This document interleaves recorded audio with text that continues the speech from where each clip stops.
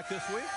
I did, Chris. And, you know, the old saying, the more you lose, the more you learn. So Greg McElroy, Alabama's quarterback, hasn't learned anything. You know what a field general has to do? Turn and go like this. Quiet, quiet. Thank you. All right. Starter, I don't know. Yeah.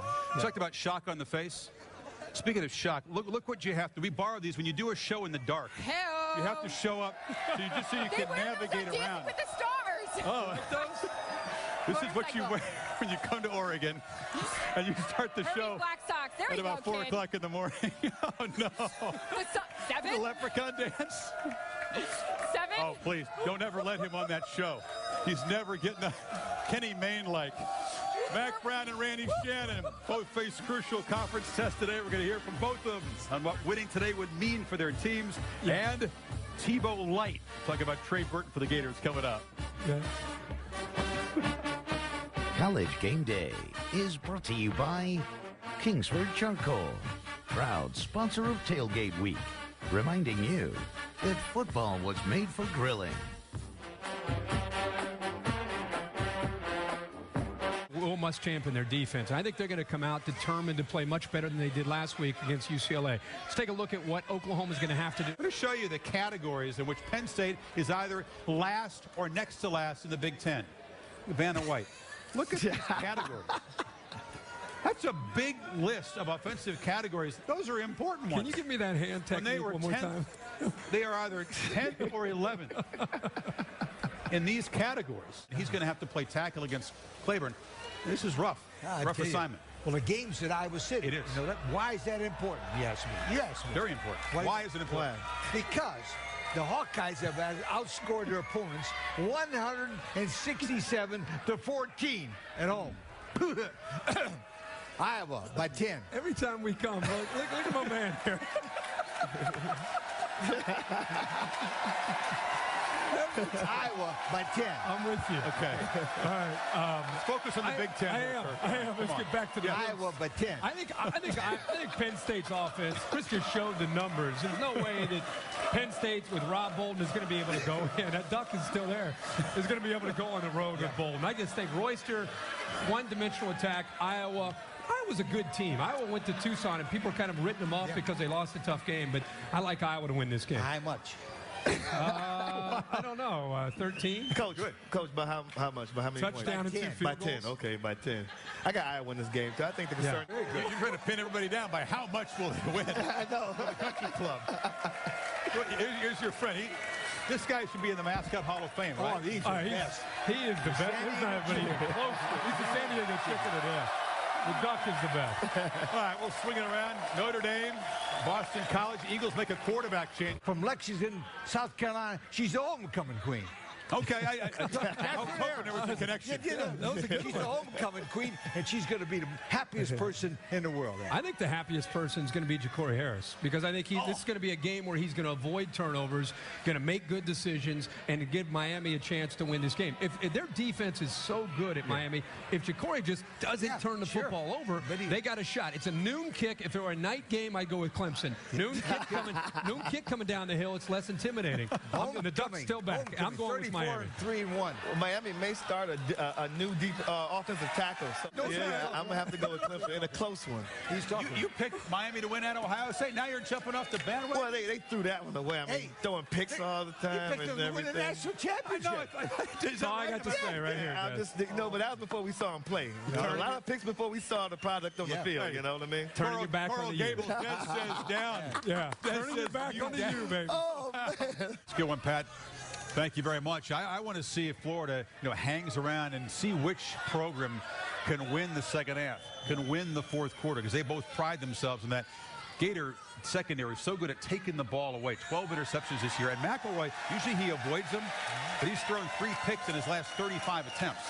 Yeah, when you talk about which team can win a second. Going sideways to create creases for Mark Ingram. Yeah. You've got to get upfield, and you've got to be more physical than any other game you play today against Alabama.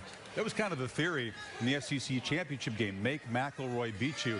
And he did. He had the game of his life. Not that many completions, but they went for big yards. Hurt him downfield. Yeah, the tight end, Colin Peake, had a huge game. But I think they're even better this year because of the Heisman race, despite missing a couple games. You think he's very much in the top 2 or 3 right now? Very easily. After that performance against Arkansas on the road.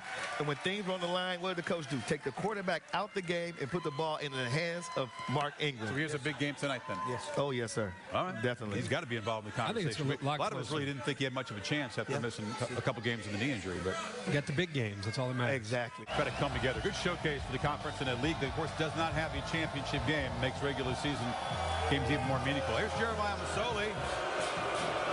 Ducks fans booing him. They remember him as the Ducks quarterback, of course, excused from the Oregon team, and he's down at Ole Miss. The 2-2 Rebels take on Kentucky.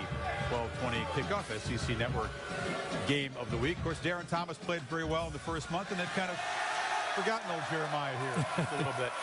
He had his moments, positive and negative, in a career here.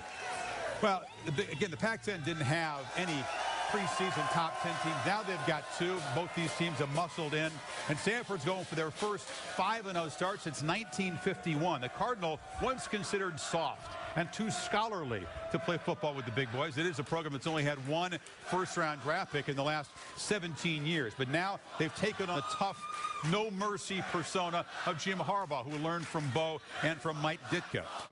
Both Luck and Thomas go back to the days in Houston, and Luck had a 2-0 edge over Darren Thomas in high school. Thomas was considered the more hyped recruit coming out. Luck knows that opposing passers have a very hard time being efficient in Autzen. Certainly the atmosphere here, a big part of the storyline.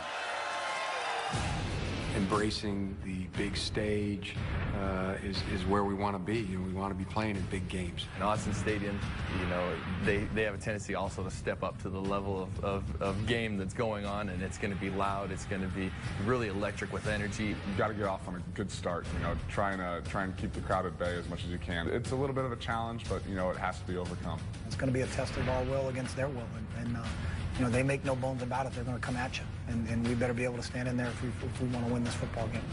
The driver's seat of the Pac-10 conference is what's at stake.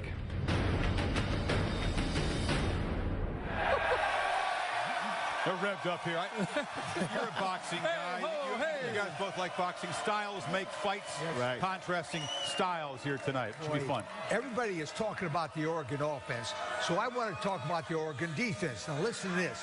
They have allowed only 7 second-half points this year. Wow, that's tremendous. Why? They are third in the nation in scoring defense. Boy, they'll hit you. And they lead the nation in red zone defense. Only 5 scores inside the 20-yard line in 10 tries. Wow. They forced turnovers, 7 against Arizona State.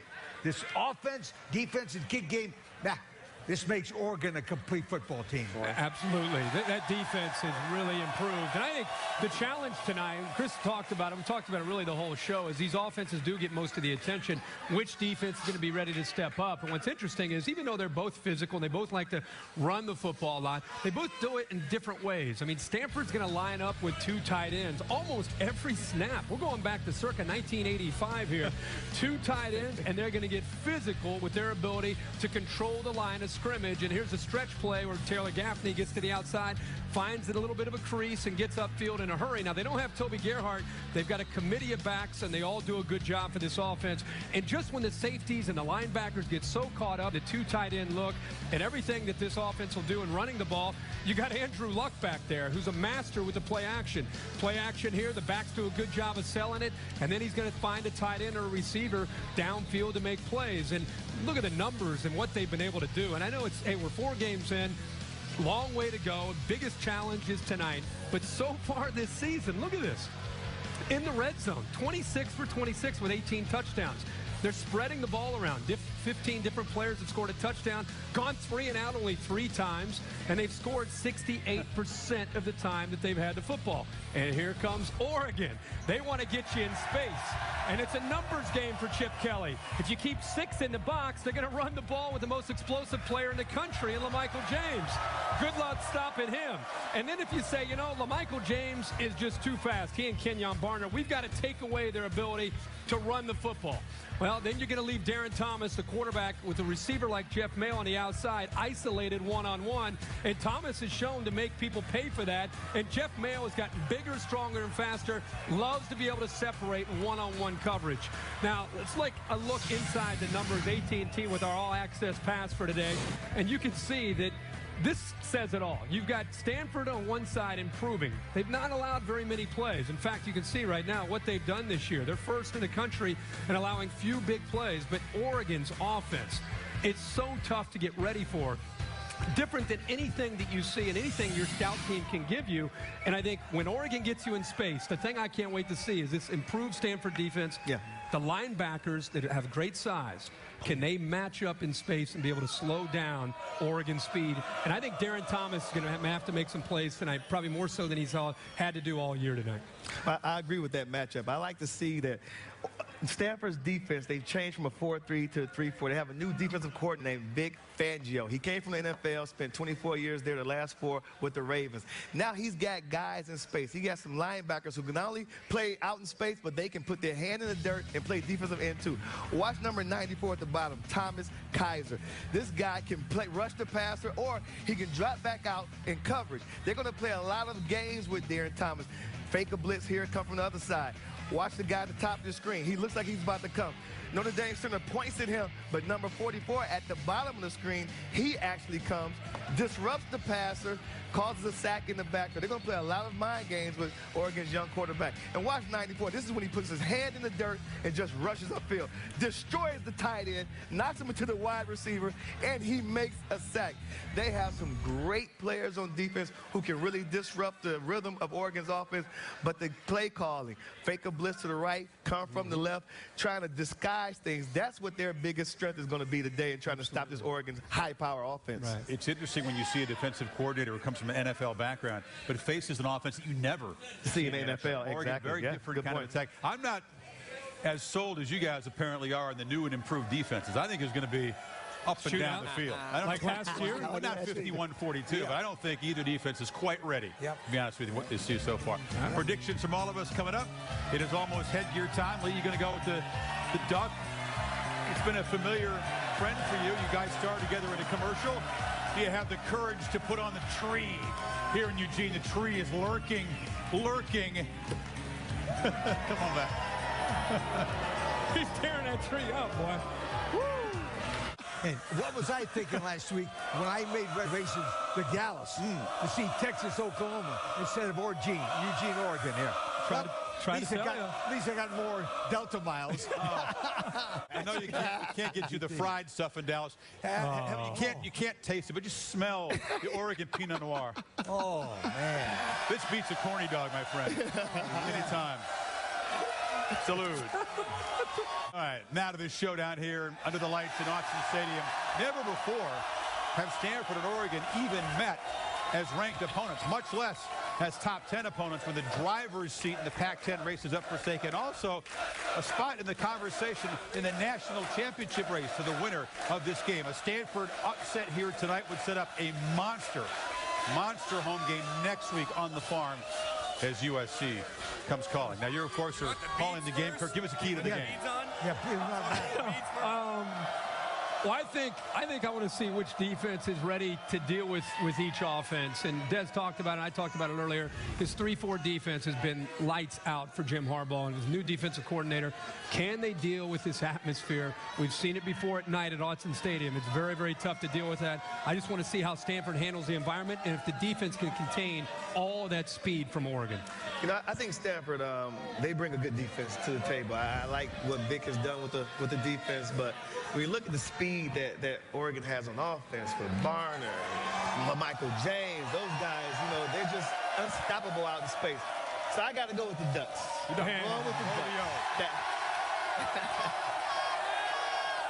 All right, time for the headgear prediction, and Mr. Corso's MIA.